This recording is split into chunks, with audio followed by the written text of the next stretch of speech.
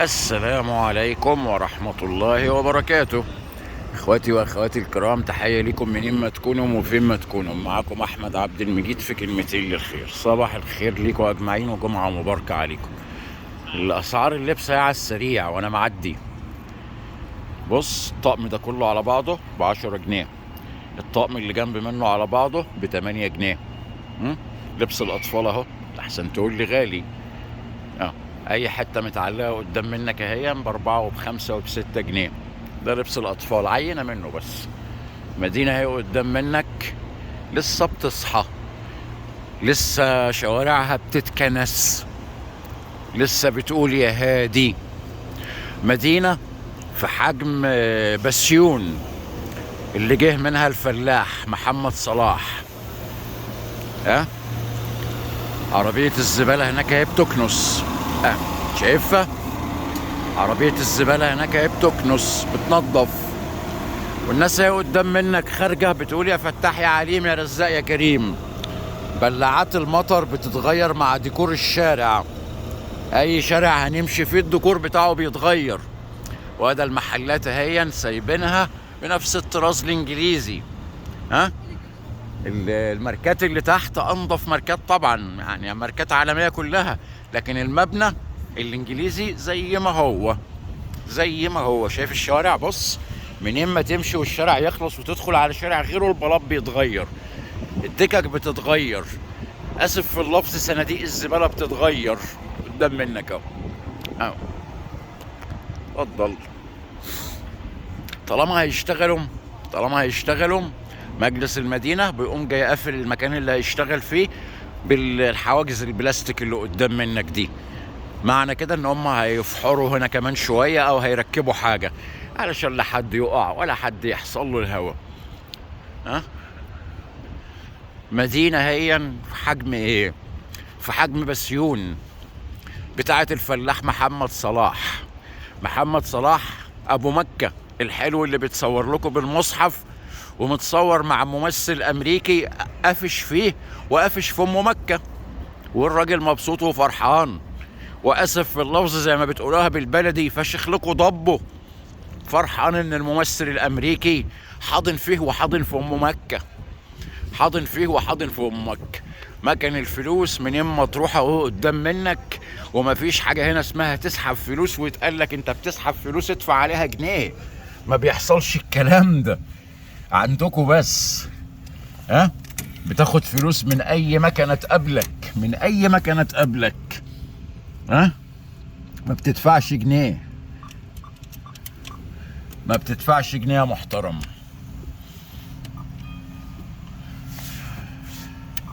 ما بتدفعش جنيه، ولا بيقول لك حسابك هتدفع فيه كام ولا هتعمل فيه كام ولا هتسوي. عايز تشيك على حسابك ببلاش، كله ببلاش. دي 20 جنيه كل ورقة من دول يا محترمين، 10 جنيه كل ورقة من دول ب10 جنيه. ال10 جنيه الانجليزي اهي، ال10 جنيه البلاستيك اهي النظيفة.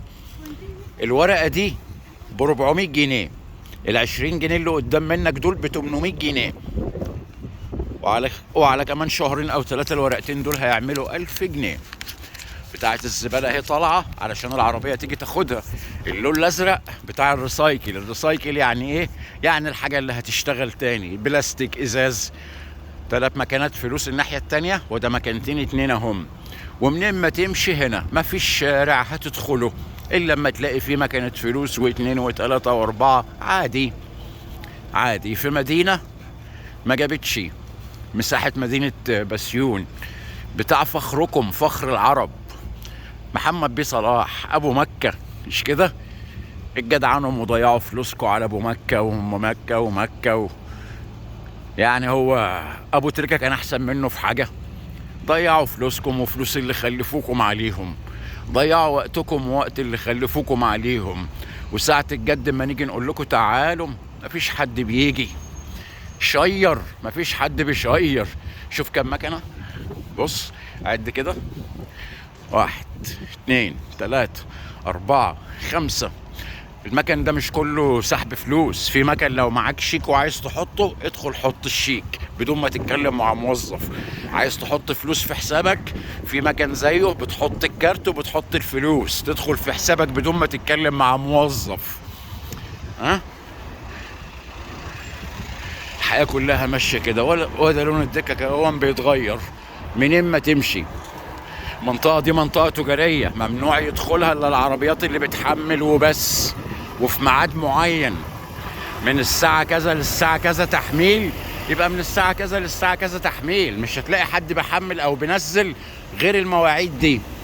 ناس اهيا في صبحة لسه بتصطبح اهيا، كله بيروح يجيب القهوة بتاعه الصبحية والكروسون ولا الدونت وبياخدوها معاهم وهم رايحين الشغل. المدينة دي لسه ما اتكنستش يا حضرات، العربية هناك اهي بتكنس فيها. الهوا كان شديد موقع دي الباسكتات بتاعت الزبالة، بتيجي العربية تسحبها من اليد وتفضيها بدون ما عامل ايده تتوسخ. وكل شارع هنا بلاطه زي غير لون التاني، وده كل شارع هو اللي له تاريخه، بيقول لك الشارع ده اتعمل امتى ويوديك منين ويدخلك فين، وخريطة للمدينة بالكامل. اتضل وده لون شوف بص الثلاث شوارع دول، بص لون البلاط. الشارع الصغنطط ده شوف لون البلاط، وده شارع تاني اهو شوف لون البلاط، وده شارع تالت اهو نشوف لون الاسفلت عامل ازاي. وده سوق الخضار اهو اللي صورناه بدل المرة 30,000 مرة. لو دخلت دلوقتي هجيب كل حاجة بجنيه، كل حاجة بجنيه. تعالوا نجيب بصل، ما عنديش بصل، نديله قدام منكم وتشوف كل حاجة بجنيه قدام منك. تفاح بجنيه اهو،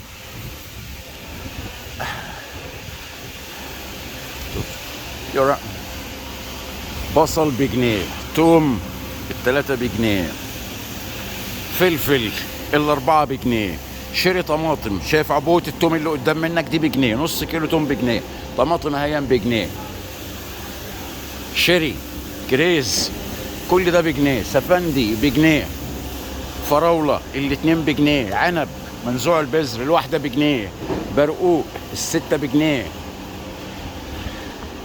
اناناس الاتنين بجنيه، كنتالوب الاتنين بجنيه ونص. فين البصل؟ بطيخ تحت اهو الواحدة بجنيه، لسه بيقولوا يا فتاح يا عليم يا رزاق يا كريم. تفاح الواحدة بجنيه، تفاح اخضر بجنيه الواحدة. You have onion please? Onion? Not yet, no. Not yet. Can you get me a pound of that or not yet? How much is that onion, sir? Yeah please, just for 1 pound sir. Sorry I know still early. وهذا بصل احمر اهون قلت له هات لي كيلو بجنيه. الاربع برتقانات دول بجنيه، ليمون بجنيه، ليمون اصفر بجنيه.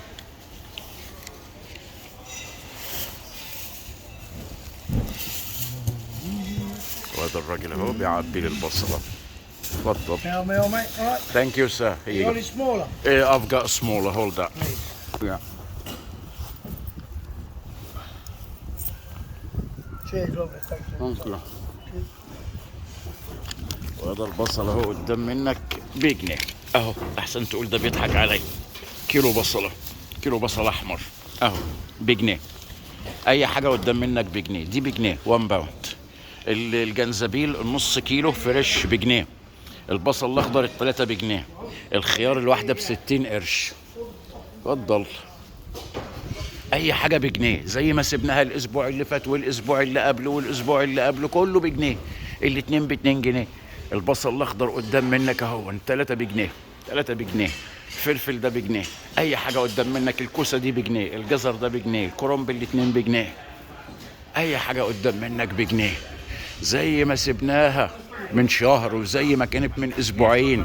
طماطم النص كيلو بجنيه، جزر الكيلو بجنيه، بنجر الكيلو بجنيه، البروكلي بجنيه، القرنبيط الكيلو بجنيه 99 يعني ب2 جنيه. الباميه بتاعتكم اهي بتيجي من الهند الكيلو ب3 جنيه، ب3 جنيه. اناناس الاتنين ب2 جنيه، 2 بجنيه. كنتالوب، موز البوله دي كلها بجنيه، البوله دي كلها بجنيه. Do you have a change my friend? I'll have 1 banana if you don't mind. الموز بجنيه، ناخد واحدة قدام منك اهو. 2 4 6 صوابع موز بجنيه. 6 صوابع موز بجنيه. يردك يا وده البياعة لسه على الصبح بيستفتحهم. نعم هذا البياع هين وده البياع لسه بيقولوا يا هادي. الكنتالوب الاتنين بجنيه، الكنتالوب المصري، الاناناس الاتنين بجنيه. يا رأسه يا take your time بسرعة. الاتنين بجنيه. بطاطا الكيلو ب2 جنيه. كيلو ب2 جنيه. الموز الافريقي الكيلو ب2 جنيه. Yes, beautiful there. Yeah, it is. شوف البياعات عاملة ازاي على الصبح. شوف البياعات. والبياعة دي ما بتيجي تبيع لك بتلبس جواندي في ايديها علشان ما توسخلكش الحاجة. تصدق او ما تصدقش. تصدق او ما تصدقش. تعال نشوف بقية الاسعار واحنا واقفين على ما يجي يجيب لنا الحاجة. مانجا الاربعة بجنيه. ليمون البولة دي بجنيه. بصل اخضر، شايف البصل متنضف وبيتباع ازاي؟ الرابطة بجنيه. الرابطة اسف ب60 قرش قدام منك يا الرابطة علشان ما تقولش ده بيضحك عليا. كرنب الواحدة بجنيه. جزر الكيلو بجنيه. برقوق الكيلو بجنيه. كوسة الكيلو ب2 جنيه. كل ده بيجي مستورد يا حضرات. البلد دي ما بتزرعش غير القمح وبيزرعوا الباقي علف للمواشي، اسف للبقر والاغنام بيكسبوا اكتر منه. انت فاهمني؟ وهذا البضاعة هي، شايف البضاعة؟ الفاكهة لسه نازلة طازة. اتفضل. بلو باري اللي كان بيسأل، ده نوع من انواع التوت. ده نوع من انواع التوت. سوق اللحوم والاسماك هتلاقيه فتح قدام منك، اللي رحنا له الاسبوع اللي قبل اللي فات وصورناه. اما صورنا كيلو الجبنه الشيدر ب8 جنيه لو تفتكر، وصورنا الكبد والقوانص بحوالي 3-4 جنيه، وصورنا كيلو اللحمه بيبدا من 7 جنيه. اي بوله قدام منك بجنيه. اي بوله من اللي انت شايفها دي قدام منك بجنيه. اي بوله بجنيه. جنيه طالما تعبت يبقى بجنيه. كمثرى دي بجنيه. تعال ناخد كمثرى بجنيه. You're right brother. تعال ناخد دي. تعال قدام منك اهي. نص كيلو كمثرى بجنيه. You have a change. Sorry, I've got only a tenner. Sorry. هذا كمثرى اهي بجنيه. هديله 10 اهي يديني 9. Thank you. That's alright. البلو باري ده بجنيه. كل البلو باري ده بجنيه. ده كيلو. العنب اللي قدام منك ده الاتنين بجنيه. هديله 10 جنيه هيديني 9. الافوكادو التلاتة بجنيه. اتفضل. وهذا 10 جنيه هديها له قدام منك لا تقول ده ايه ده بيضحك عليا، وهيديني 9. الراجل بيطلع الفكه هو. وده الكمثرى يا سيدي. وده البصله. ثانك يو فيري ماتش. 2 4 اهو 4 اهو. وده 5. اتفضلوا. هذا 5 اهو و4 فضيه اهو لحسن يطلع لي واحد منكم يقول لك ده اشترى كيلو الكمثرى ب9 جنيه. نفس الاسعار زي ما سبناها من اسبوع. شايف كلمه 1 باوند ملعلعه ازاي؟ العنب بباوند، العنب الاخضر بباوند، الكمثرى دي كلها بباوند، البلو باري بباوند، الليمون بباوند، البرتقال ده كله بباوند، عنب كيلو هو منزوع البذر بباوند، الكوسه بباوند، الكرنب بجنيه ونص الاتنين، ب60 قرش، ب50 قرش، بجنيه ونص الكيلو. اتفضل. ادى الاسعار قدام منك زي ما صورتها لك الشهر اللي فات والشهر اللي قبل منه والشهر اللي قبل منه والسنة اللي قبل منها وكل سنة. ولو جيت صورتها لك بعد سنة هتلاقي نفس الأسعار. هتلاقي نفس الأسعار. تقول لي الحاجة ما بتغلاش، بتغلى، بس في حكومة بتدعم وعارفة وحاسة بالمواطن. لو في حكومة بتدعم مش حكومة بتسرق. مفيش لواء جيش هنا هو اللي ماسك الكلام ده. مفيش تاجر هنا بيتساب يتباع بمزاجه ومزاج اللي خلفوه. شوف سوق لستة للمنتجات النية. منتجات نية يعني لحوم، أسماك، بيض، جبن، بولو بيف، لحوم باردة. هو ده اللي هتشوفه هنا. بص ما تشمش ريحة زفارة. لسه المدينة دي ما اتكنستش. تعالى كده نشوف لو فتحهم نجيب كيلو كبد وقوانص بالمرة. اشتريه قدام منك. لسه بيقولوا يا هادي، لسه بيقولوا يا هادي. ضاني قدام منك اهو ب 12 جنيه الكيلو، ب 12 جنيه الكيلو. لحمة مفرومة ب7.5 الكيلو اهو، ب7.5 الكيلو. همبرجر ب8 جنيه الكيلو. لحمة فراخ متبلة جاهزة بالخلطة بتاعتها ب4 جنيه الكيلو. وهذا الجماعة بتوع الأسماك هم لسه بيفتحهم، لسه بيقولوا يا هادي، لسه ما حطوش الأسعار. شايف شكل السمك؟ شايف شكل السمك عامل ازاي؟ سمك البحر الأحمر، سمك البحر الأحمر. شايف السمك؟ شايف السمك وشايف الأسعار. الفرخة دي يا حضرات كيلو وربع ب5 جنيه، التلاتة ب11 جنيه. الكبد والقوانص هي قدام منك. تعال نشتري كيلو. يورا Can I have a kilo please my mix? How much is it? $4.99 Thank you very much. ب4 جنيه كيلو كبد وقوانص. هاخده قدام منكم يا حضرات. قلت له اخلط لي نص كيلو. كيلو كامل ب4 جنيه. غليت، كانت ب3 جنيه. صدور فراخ الكيلو ب4.5. صدور فراخ بالعظم ب4 جنيه. اجنحة فراخ الكيلو ب3 جنيه. اجنحة فراخ الكيلو ب3 جنيه قدام منك اهي. عظم يا عظم قدام منك اهو، علشان الناس اللي بتعمل صوصات وشوربة. الكيلو بجنيه ونص. في فراخ برية اسمها فيزن، دي الكيلو دي بتبقى غالية شوية. وفي فراخ بتتعلف ذرة بس علشان يبقى لحمها اصفر، دي هتلاقيها اغلى بشوية. دول التلاتة من الوسط ده التلاتة من الفراخ الحجم الوسط اللي انت شايفه دون ب11 جنيه. كانوا ب10 جنيه، زادوا ال3 جنيه في الشهر اللي فات. وهذا الكبد والقوانص الكيلو ب4 جنيه. الجناحة الكيلو ب3 جنيه. الصدور المخلية ب4.5. الصدور اللي بعظمها ب4. الوراك ب3. Thank you very much sir. Thank you. كيلو ونص كبدة يا حضرات قدام منكم اهون. كيلو سوري ماي كيلو ونص، كيلو وربع كبدة يا حضرات آسف قدام منكم اهون ب4 جنيه ونص. ب4 جنيه ونص. كيلو ونص كبدة، كيلو وربع كبدة آسف. 1250 جرام يا حضرات ب4.99. هذا الوصلة بيدينا هنا وصولات، محدش بيسرق حد.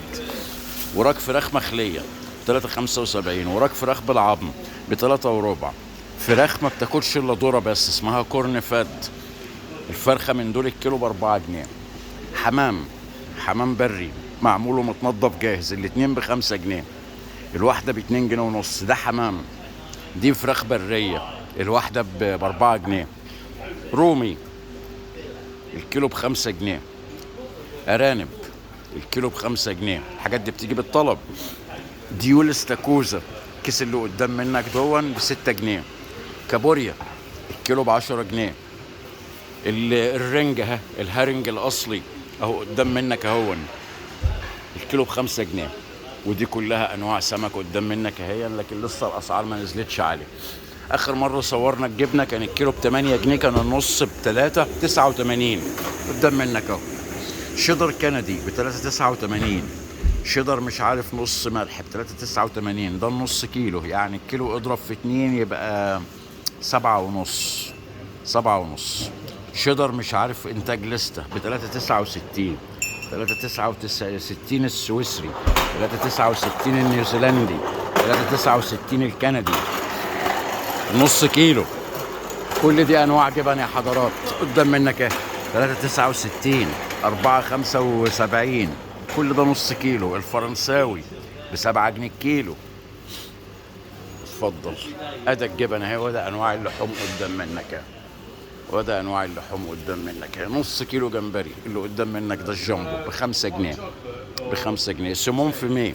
سمون في مي ده ما بياكلوهوش عندكم الا البشوات. 100 جرام 100 جرام سمون في مي قدام منك اهو ب4 جنيه 65. ده غالي جدا، ده غالي جدا. ده اكل البرنسات، ده عندكم ما بياكلوش اي حد، ده بيتاكل مع الكافيار. اسمه سموم في ميه او سموكد سلمون مدخن. بيض قدام منكم اهون، ال10 بيضات ب175. الفراخ قدام منك ايه، كيلو وربع فراخ ب6 جنيه، كيلو وربع فراخ مخليه ب6 جنيه. الفرخه اللي قدام منك دي كيلو ونص ب6 جنيه متنضفه جاهزه، اسف كيلو 700 جرام 2 كيلو الا ربع. اللحمه اللي قدام منك دي، الريش اللي قدام منك دي ب5 جنيه الكيلو. الضاني اللي قدام منك ده ب9 جنيه الكيلو. اتفضل ادي اللحوم قدام منك اهي، تشيكن كل دي بقى في فراخ متبله، فاهيتا اللي هي الاسباني ب4 جنيه، مش عارف بايه بنكهه ايه، الكاريبي، كل دي نكهات فراخ مختلفه. اسعار قدام منك يعني. الفرخه دي ب8 جنيه 2 كيلو، ب7.99 2 كيلو، ب5.99 اللي هي كيلو ونص، ب7.99 2 كيلو وربع 2 كيلو وربع. ودون حمام بتاع دون فزن اسف. وده اللحوم قدام منك اهي. الستيك البقري الفاخر ب8 جنيه، ب11 جنيه. البقري اللي قدام منه ب3 جنيه. فراخ قدام منك اهي ب5 جنيه. الهمبرجر قدام منك اهو ب8 جنيه الكيلو، ب8 جنيه الكيلو. ادي الاسعار اهي زي ما سبناها الاسبوع اللي فات، زي ما صورتها من شهر، زي ما صورتها من سنة، زي ما صورت كل حاجة. يبقى انا يا حضرات جبت كيلو وربع كبد وقوانص ب4.99 او ب4.5، انتوا شفتوا الوصل مش فاكر نسيته. وجبت كيلو كمثرى بجنيه، وجبت كيلو بصل احمر بجنيه. صرفت 6 جنيه يا محترمين، وجبت يمكن غدا الكيلو وربع كبده ده انا جايبه للواد الصغير عندي بيحبها، وهنتغدى كلنا منها. صرفت كام بقى يا محترم؟ صرفت كام يا عم احمد على الليله دي كلها؟ عم احمد صرف على الليله دي كلها 6 جنيه. 6 جنيه. البصل هيكفي كام طبخه؟ بص السوق ده سوق الخضار. عايز تأجر وتشتغل لازم الأول تروح تاخد كورس في الأكل، إزاي الأكل بيتحفظ، إزاي تتعامل مع الزبون، إزاي الأكل مش عارف شروطه إيه، الفواكه بتتعامل إزاي، الكلام ده كله. وبعد ما تاخد رخصة إنك أنت تشتغل في الأكل والشرب بتروح لمجلس المدينة بيأجر لك حارة زي اللي أنت شايفها دي، وبتلتزم بالسوق قدام منك وكاتب لك عليه ليستر ماركت. ده سوق الخضار بتاع ليستر. مفيش قطه ضله، مفيش دبانه، ودول عمال النظافه. مفيش دبانه، مفيش قطه ضله، مفيش كلب، مفيش لفظ وسخ والعياذ بالله قذر تسمعوا. يبقى انا جبت غدا ناقصني ايه دلوقتي؟ اروح اجيب عيش بجنيه وشويه سلطه مثلا ونتغدى، مش هصرف 7 جنيه. 7 جنيه نص ساعة شغل يا محترمين، نص ساعة شغل يا محترمين. طب لو كنت قلت بلاها كبد وقوانص وجبت فرخة ب7 جنيه 2 كيلو كانت هتكفينا اليوم كله، وهيزيد كمان منها. مين اللي هياكل يا عم 2 كيلو فراخ في طقة؟ صناديق الزبالة والشوارع قدام منك ايه، بص شايف الشارع ده علشان المجرى المطر بيجري فيها، وده البلاط قدام منك اهو، وده الاسفلت قدام منك اهو، واي شارع فيه طريق للعجل علشان يجري عليه. اتفضل.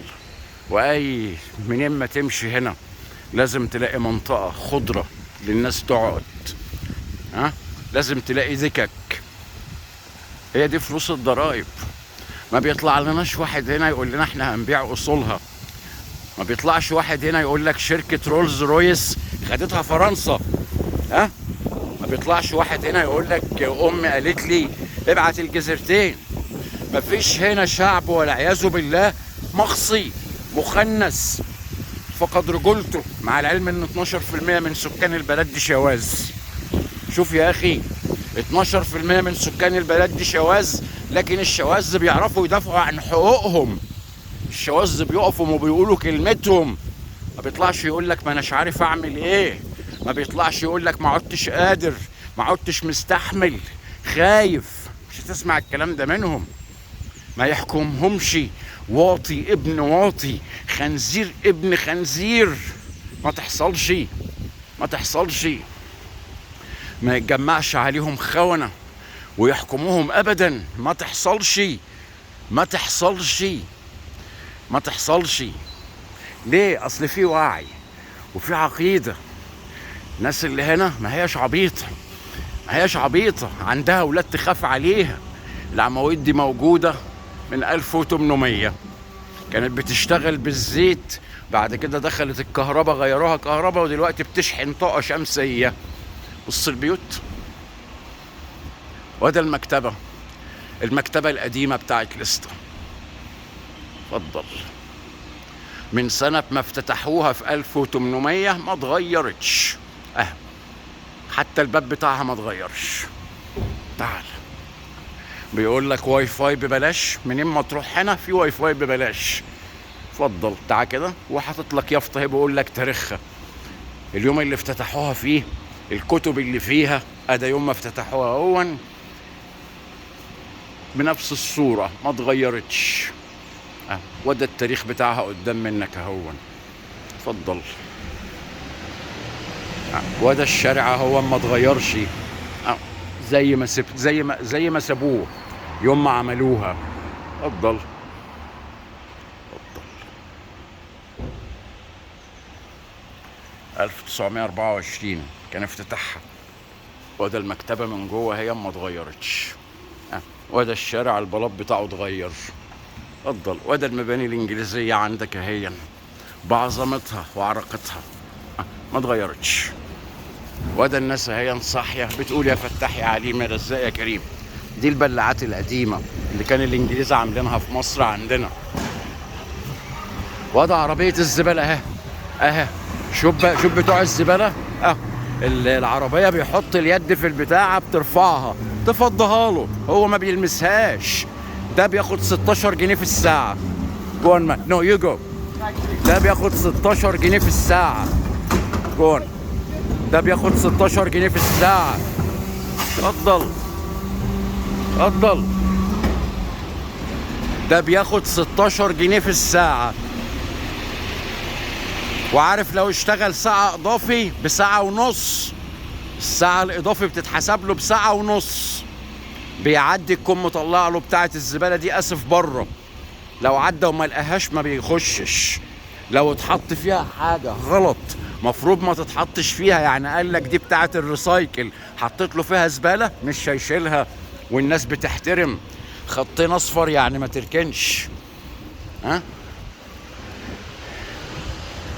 شوف المباني الانجليزية ما بيحكمهمش خونة، ما بيحكمهمش ولالات الادب، ما بيحكمهمش صهيوني ابن صهيونية جاي علشان يعمل مخطط دولة اسرائيل الكبرى. ما بيحكمهمش. ما هم شعوبته ما بيتاكلوش على قفاهم. الناس دي بتحب ولادها. هتقول لي ما احنا بنحب ولادنا، اقول لك بأمارة ايه؟ بأمارة يا راجل ما مالهم متباع وارضهم اتقطعت واترهنت وانت قاعد بتتفرج عليهم يا جبلة يا جبلة. عمال يبعت يقول لي ما فيش في ايدينا حاجة وخف عن الشعب. ان شاء الله ما بقى في ايديكم حاجة، ان شاء الله ما بقى في ايديكم حاجة، ولا حد طلب منكم حاجة. انتوا احرار. بص مجلس المدينة شغالة، الشارع ده بيجددوه هيتبلط، اتقفل مقفول اهو. ده الحواجز البلاستيك بتشبك في بعضها والشارع كله مقفول قدام منك اهو، علشان لا واحد يدخل يتعور ولا يتكسر. بتاعة المجاري، بتاعة التليفونات، بتاعة المطر، بتاعة الانترنت، كل ده بيتعمل في وقت واحد، في وقت واحد. وبيقول لك اهو اسفين هنفضل شغالين هنا لمدة 10 أسابيع، اسفين جدا جدا جدا. واللي شغال مجلس المدينة للطرق، مش جيش بلدي للطرق، مش جيش العسكر للطرق، جيش المدينة، مجلس المدينة هو اللي شغال. اتفضل تعال استلم الشارع ده. كان بعد منهم بعد 10 أسابيع ولا 8 أسابيع شغالين فيه، وبقى لهم أسبوعين منهم. هيفضل على كده العمر كله شغال، مش هيشتكي.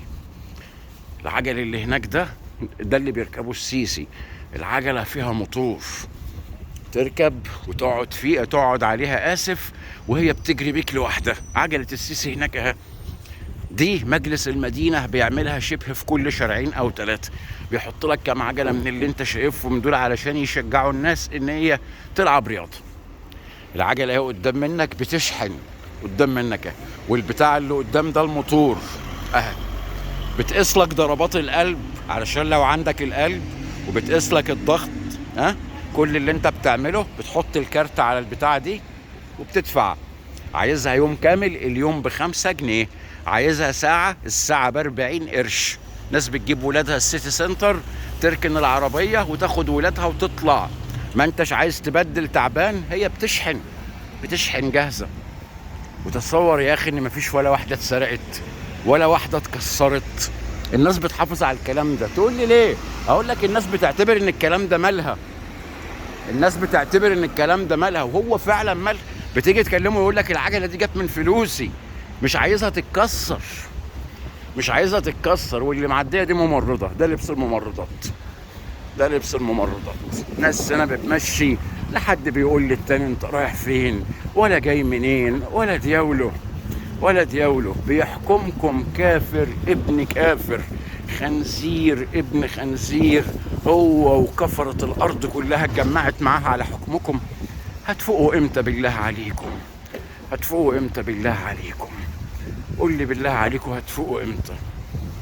الشوارع اهي شغالين فيها ولسه بتخلص. اتفرج، وده الحواجز البلاستيك اهي علشان ما فيش حد يدخل يتعور او يعور نفسه اهو. ودي شكاير رمل علشان تفضل ثابته. وقبل ما يقفل الشارع بيخلق لك مكان تعدي منه. ستيرينز الناس اللي ماشيه. وهذا الناس اهي رايحه شغلها اهو. شايف العالم المتحضره النظيفه دي؟ مش لندن ولا مانشستر ولا ليفربول ولا برمنجهام ولا مدينه كبيره. دي مدينه صغيره سكانها لم يتعدوا 1,000,000. المحافظه كلها ما تجيبش 1,000,000. ما عندناش ازمه سكن. زي ما انت شايف البيوت كلها دور ودورين، الشوارع عريضه، ده كله علشان تمشي فيه 3-4 متر. وده للعجل. حتى العجل هنا اتجاهات، رايح يبقى رايح وجاي يبقى جاي. شايف مجرة المطر دي يا استاذ؟ الحاجه الوحيده اللي تعرفك ان كان في مطر هنا، لو لسه قايم من النوم ممكن ما تعرفش انها كانت بتشتي. بواقي المايه اللي زي دي هي اللي تعرفك ان كان فيه مطر يا استاذ. وشويه وهتلاقيه نشف. الشتاء اللي نزل هنا من امبارح ولا من اول امبارح لحد ما وقفت، لو في مصر كان شالها من على وش الارض. بص المباني دي من 1850 وعايشه، ما اشتكتش. ما بقوش امريكان، ما نسوش نفسهم، ما نسوش ان هم انجليز، ما تبروش من اصلهم، ما راحوش يتكلموا لغه تانية علشان لغتهم بيقرفوا منها ومتبرين منها. ما بيحتفلوش بعادات. احنا مسلمين وعايشين معاهم، ما بيحتفلوش بعاداتنا ولا قلدونا، ولا قلدوا عادات الهنود، ولا قلدوا عادات الصينيين. معتزين بنفسهم. كله مطلع بتاعه الزباله قدام البيت بتاعه. تعدي العربيه او زمانها عدت تفضها لهم، ويجي مالك البيت ياخدها ويدخلها تاني. ها قدام منك اهو. كل دي بتاعه الزباله قدام منك اهو. تقول لي ودي بتيجي منين؟ اللي على عجل وبتمشي دي بتاخد حوالي 20 كيس زباله. قدم على مجلس المدينه، بتبعت لمجلس المدينه وتقول له انا مالك البيت رقم كذا كذا، ابعت لي واحده. ولو باظت اللي عندك او قديمه قول له ابعت لك واحده تاني ببلاش. شوف تقسيمة الشوارع وتقسيمة البيوت عاملة ازاي. يا اخي ما تعرفش تعيشوا في النظافة دي؟ يا اخي انتوا قلدتم اكلهم وشربهم وطفحهم وعريهم وكل الفواحش والموبقات اللي هم بيرتكبوها. بدلتوا نسوانكم زيهم والعياذ بالله. عملتوا زنا المحارم زيهم والعياذ بالله. سكرتوا زيهم، شربتوا المخدرات اللي بيشربوها، اتكلمتوا حتى لغتهم وانقرفتوا تتكلموا لغتكم الاصليه. يا اخي بالله عليك يا عقل. بص الاتوبيسات دي خلق بقى رايحه شغلها على الصبح. مش هتسمع كلاكس اتوبيس، مش هتسمع كلاكس عربيه، مش هتشوف اتوبيس عليه طين ولا عليه سواد. صوت الموتور بنسمعه بالقوه لانه اتوبيسات نظيفه كلها. كله دلوقتي بيشتغل بالكهرباء، كله عايز ينضف. بيحكمكم صهيوني ابن صهيونية كافر والعياذ بالله، بيحكمكم معاه جيش كافر والعياذ بالله. لسه لحد دلوقتي بتلتمس الاعذار. اما اتزنقتم وعرفتوا ان جيشكم خاين وما قدرتوش تنكروها، هتطلعوا دلوقتي تنافقوا له وتقولوا لا ده هم بتوع ذنوب، لا ده هم بس عاصين ربنا. مكسوف تقول ان هو خاين؟ مكسوف تقول ان انا الشرطه اللي عندي كافره خاينه؟ مكسوف تقول ان القضاء اللي عندي كافر خاين؟ مكسوف تقول ان الاعلام اللي عندي كافر خاين ما وراهوش حاجه غير حرب ربنا وحرب على الدين؟ مكسوف؟ خلاص يا عم، ما تبقى الكسوف يتشال منك وتبقى تنطق الكلمة الحق، يبقى ربنا ينفخ في صورتك. انما ان الله يا ابني لا يغير ما بقوم حتى يغيروا ما بانفسهم. هنضحك على بعض ليه؟ لسه عايزين تتسلم، ولسه عايزين فضايح، ولسه عايزين تجرم. لسه منكم اللي بيقول لي بالحسنى بالراحة. بالراحة ايه؟ هي بقى فيها وقت علشان يبقى بالراحة؟ ده ضاعت يا راجل، ده بقى في 100 حتة يا راجل. لسه فيها وقت علشان تقول لي بالراحة؟ لسه فيها وقت علشان تقول لي ادعي لنا؟ ادعي لمين؟ ادعي الناس ما هيش عارفة ربنا يا راجل. ده انا دخلت على الفيسبوك بدور على اسم واحدة اخت لينا، طلعت لي صفحات يا راجل خلت الواحد يبكي بدل الدموع دم. اللي منزله لك صورة جتتها وبتقول لك صورتي وانا جاية من عند جاري مبهدلها، واللي تقول لك اوضاع جنسية، واللي تقول لك للتعارف الجاد. اعوذ بالله من غضب الله، أعوذ بالله من غضب الله. وكل واحدة على صفحتها بال1000 وبال3 وبال20 وبال40,000 متابع. تقول لي شوية قليلين، أقول لك البحث جابهم لي، البحث جابهم لي. حتى لو عددهم قليل ده يوريك الناس بتجري على إيه، الناس بتعمل بحث على إيه. الناس بتعمل بحث على إيه، بتجري على إيه، بتدور على إيه، ثقافتها رايحة فين، عايشين لإيه، عايشين لإيه. بص، إذا كنتم مفكرين ان اللي انتوا بتشوفوه دون هو آخر العذاب تبقى غلطان، ده أوله. إذا كنتوا اللي مفكرين ان اللي انتوا بتشوفوه دلوقتي هيكون بعد منه راحة تبقى غلطان. دي البداية، دي البداية. تنسيت ربنا، ربنا هيفتكرك ليه؟ تنسيت ربنا هتنسى نفسك وهتفضل تجري فيها كده هو زي الخنازير في البرية. براحتكم، براحتكم. كل جمعة طيبة عليكم إن شاء الله أجمعين، وبصحة وسلامة، وتروقوا وتظبطوا. انتوا مش بالكوا بتتباع، مش بالكوا بتتفكوا، انتوا عمالين تتفرجوا. خليكوا تتفرجوا. ومنكم اللي بيطلع يقول لي بالحسنى، منكم اللي بيطلع يقول لي انت عمرك ما بتذكر حاجة إيجابية. طب والنبي بذمة أبوك وأبوها شوفوا لي حاجة إيجابية أتكلم عنها. الجيل بتاع التسعينيات عمل فلوس ولا ربنا كرمه بقرشين خدها وفجر، مش كده؟ رقص ونشر في الأرض فواحش وقضاها تلفزيون وقضاها كورة، وخلف لنا جيل أخنس منه ب40 مرة. جيل العيال فيه بتلبس البنطلون اللي طالع موضة جديد الكباسين بتاعه والسوستة بتاعه من ورا ومتقطع من ورا ومن قدام. جيل العيال اللي فيه رقصت لما القهاوي فتحت، لما وسطها اتفك، لكن سايبين الجوامع مقفولة. تخيل الجيل ده بقى كمان كام سنة اما يتجوز ويخلف. يا اخي ربنا لا يوعهم، لا يتجوزهم ولا يخلفهم ولا يسيبوا نسل يا راجل. يا اخي ادعي ان ربك يطهر الارض واللي عليها. ادعي يا راجل ان العقاب ينزل وننتهي. ادعي يا راجل ان العقاب ينزل وينتهي. يا استاذ ولا يا استاذة اللي بتقول لي ان انا بسمعك بقالي فترة وكله سلبيات سلبيات، اذكر لي انت ايجابية واحدة، اذكر لي حضرتك انت ايجابية واحدة، وانا والله هقعد اغني لكم بيها للصبح. كان فيكم عادات نظيفة، نخوة، شهامة ضاعت، رجولة ضاعت. يا راجل ده انت اخترعتوا لنا عادات جديدة اسمها التحرش، ما نعرفش جبتوها منين يا راجل. اتقوا الله، اتقوا الله. بص يا استاذة، انا مش بتاع ضحك على حد. في غيري بيضحك عليك ويقول لك الحياة امل ومش عارف وايه وخدخفيش وبكره احسن من النهارده والكلام ده. انا مش هنا علشان اضحك عليك ولا عشان اخدعك. انا مش هنا علشان اعمل مشاهدات، والمثل بيقول لك بكيني وبكي الناس عليا، ولا تضحكني وتضحك الناس عليا. القنوات التانية كلها بتضحككم. القنوات التانية كل يوم هتطلع لك فنكوش، الحق المهدي نازل، الحق الذنب ضرب في الارض، الحق الارض ما عادتش بتلف وكلنا هنموت، الحق سامع عنان مش عارف اعلن الحرب على السيسي، عودة البرادعي، عودة مش عارف مين، انتخابات 24. كله بيضحك عليك وبيتسلى بيك. انا ما عنديش وقت لا اضحك عليك ولا اتسلى بيك. حرام، هتحاسب على الكلام ده. بالله عليك تقول لي ايجابيه واحده، ايجابيه واحده انت شايفها وانا ممكن اتكلم عنها؟ طيبتكم، اخلاقكم، المسكين اللي بتعطفوا عليه، اليتيم اللي بتدوا له حقه، الاخت اللي بتدوها ورثها، الزوجه اللي بتعاملوها كويس، الام اللي بتعاملوها كويس، جوزك اللي بتروحي تتخلعي من وراه من غير ما يعرف، بناتكم اللي بتجري على التيك توك، الميديا اللي مولعه نار. ده اكتر اللي بيدي قلوب على الميديا متجوزات، اكتر اللي بتدي قلوب على الميديا وبتلاغي ده وده متجوزات متزوجات. قولي لي او قول لي بالله عليك على ايجابيه واحده وانا ادور عليه. هو البهوات نسيوا ان هم مسلمين؟ البهوات نسيوا ان هم مسلمين؟ البهوات عايزيني بعد 1400 سنه واكتر من نزول الاسلام ادعيهم تاني للاسلام؟ البهوات نسيوا ان هم مسلمين؟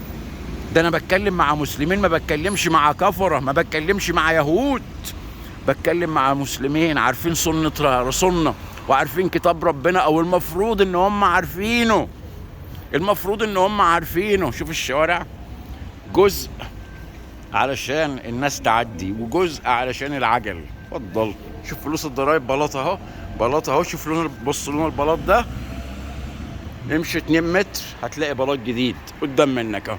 يا اخي اتقوا الله، يا اخي اتقوا الله وكفاكم بقى، اتقوا الله وكفاكم بقى. اذا كنت حاطط في دماغك ان هو هيتغير في انتخابات، مش هيتغير، ولو اتغير الجيش هيجيب لك واحد تاني. اذا قال لك امريكا غضبت عليه مفيش مشكله، حتى لو الكلام ده صح، امريكا هتجيب واحد من الجيش، لازم واحد من الجيش يجي عشان اسرائيل تعيش، علشان اسرائيل تعمل مملكتها الكبرى، لازم واحد من الجيش يجي. السعوديه عايزه الجيش، والامارات عايزه الجيش، وامريكا عايزه الجيش. الحلوه اللي فوق دي كاميرا مراقبه الشارع بالكامل، عشان كده كله ماشي بالادب. احنا عندنا رب كريم فوق وفي كل مكان، ما بنخافش منه. الاجانب اتعلمت تحترم الكاميرا اللي قدام منك دي لان وراها قانون. احنا بيراقبنا رب السماء، مش شاغلين بالنا بيه، بنعصاه في ارضه. يا اخي بتعصاه في ارضه وبتاكل اكله، يا اخي بتعصاه في ارضه وعايز تسترزق من رزقه، يا اخي بتعصاه في ارضه، ولا انت يا بغله يا بنت البغل بتعصيه في ارضه وبتزني في ارضه والعياذ بالله، وعايزاه يسترها معاكي. لعنه الله على الظالمين، لعنه الله على الكافرين، لعنه الله على المفسدين. اتقوا الله، اتقوا الله، اتقوا الله، والله حالكم هيتغير، ولا هيتعدل حالكم، ولا هتنصلح حالكم ابدا طول ما انتوا عايشين العيشه دي. اي واحد يضحك عليك ويقول لك هتتغير، العمليه مش عمليه فساد اقتصادي وفساد سياسي وبس، العمليه عمليه فساد اخلاق، وده الاهم. انتوا كلكم ملهوفين ليه على لقمه العيش؟ كلكم مش شاغلين بالكم الا في فساد الاسعار، سعر اللحمه، الحاجات اللي هو بيسرقها، الحاجات اللي هو بيوديها، ويا ريتكم هتغيروا من الامر شيء. لكن حد اتكلم عن فساد الاخلاق؟ ما تحصلش. حد اتكلم عن المساجد اللي اتقفلت؟ ما تحصلش. حد اتكلم عن الحريم اللي فسد؟ ما تحصلش. حد اتكلم على الجيل اللي مرمي في الشارع ملوش لازمه يعر؟ ما تحصلش. خلاص براحتكم، انتوا ما انتوش عايزين اصلاح، انتوا عايزين يندحك عليكم، عاوزين اللي يسلوكم، عايزين اللي يسلوكم. حجتكم كلها حجج هايفه. هات لنا واحد يوقفنا، هات لنا واحد يمشي وراه. وانت صغير عايز واحد تمشي وراه؟ انت صغير لسه عايز اللي يقولك؟ انت صغير لسه علشان تطلع تقول لي الشعب كله جاهل الا من رحم ربي؟ ما انتوش جهله يا اخي ما بتيجي الاخبار الكوره، ما انتوش جهله يا اخي ما بتيجي للفالنتاين والعيد الام والكلام ده كله. يا اخي ده لو قالوا لك ماتشات الدوري هتقف هتنزلوا تهدوا الارض، يا اخي ده لو قالوا لك الاحتفالات هتقف هتنزلوا تهدوا الارض. لكن عند ربنا لا حول ولا قوه الا بالله. براحتكم. الناس كلها بتحمل الذنب على الحاكم، دول بيضحكوا عليك او جهله. انت اللي تشيل الذنب الاولاني. الحاكم انا عرفت ان هو كافر، عرفت ان هو فاسد، والحاكم ما عملش حاجه غلط. الحاكم ده اسرائيل جابته علشان يخدمها وهو بينفذ طلبات اسرائيل. انا لو راجل ده طالب عندي هديله 10/10. هديله 100 على 100. عربيه البوليس هي معديه قدام منك، لا قال لي تعالى انت بتصور ايه ولا سحبني. ما تقدر انت تعمل المنظر ده عندك؟ ده لو طالب عندي بعبد الفتاح ابن مليكه الصهيوني هديله 100%، هديله ممتاز، هديله اكسلنت سوبرب. الراجل كانوا طالبين منه يخربها في 20 سنه، خربها 10%، خربها لهم في 8 سنين 4000%. يا فرحتهم بيه، يا فرحتهم بيه. هختم معاكم بكلمتين عشان ما نطولش لابن سينا العلامه، الله يرحمه ويحسن اليه. ابن سينا الله يرحمه قال لك الوهم نصف الداء. الوهم نصف الداء، يعني نص المرض الوهم. والطمأنينة او الاطمئنان نصف العلاج، والصبر اولى خطوات العلاج. الوهم اللي في دماغك، الوهم اللي في دماغك ده لوحده كفيل بانه يجيب لك مرض. الوهم اللي هو ايه؟ مش هنعرف نعيش الا لو حكمها الجيش، هم اقوى مننا، اللي بيتكلم بيخلصوا عليه، ده اسمه الوهم. موهوم، خايف لا تقوم الصبح ما تلاقيش الدولة النكسة دي، ما تلاقيش الحكومة، ما تلاقيش الشرطة، ما تلاقيش جيش بلدك. موهوم. وموهوم انك انت ما تقدرش عليهم وهم كلهم على بعض ما يجيبوش مليون، ده اسمه الوهم. ده لوحده نص المرض. طب علاجه ايه يا ابن سينا الله يرحمك ويحسن اليك؟ قال لك علاجه الطمأنينة. طب بتيجي منين الطمأنينة؟ ألا بذكر الله تطمئن القلوب. لكن ربنا ما بيطمنش قلب الظالم، قلب العاصي، قلب الزاني، الزانية، المتعرية، الفجرة.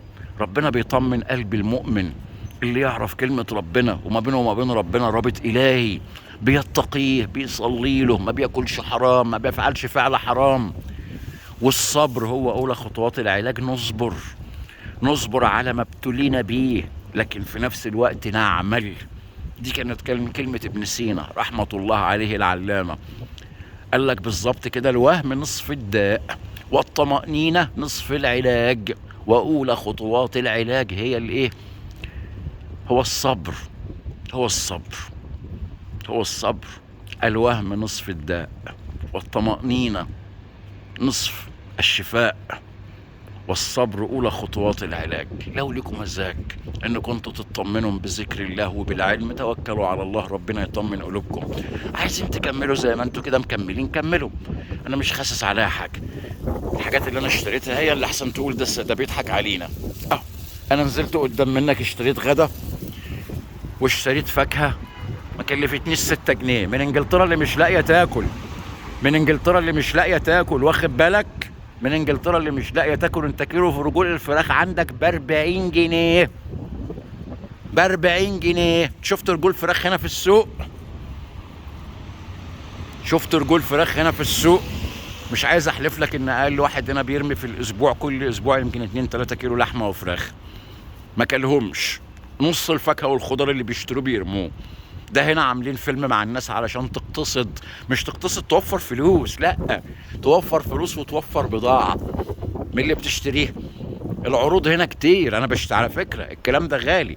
انا لو رحت للجزار المسلم وخدت ال3 كيلو بانيه اللي انتوا بتقولوا عليهم فيليه دومن ولا بانيه، انا هاخد الكيلو بكام؟ الكيلو ب4.5، انا هاخد ال3 كيلو ب12 جنيه او ب11 جنيه. ما بشتري كميات والحلال وارخص كمان من اللي انا فيه.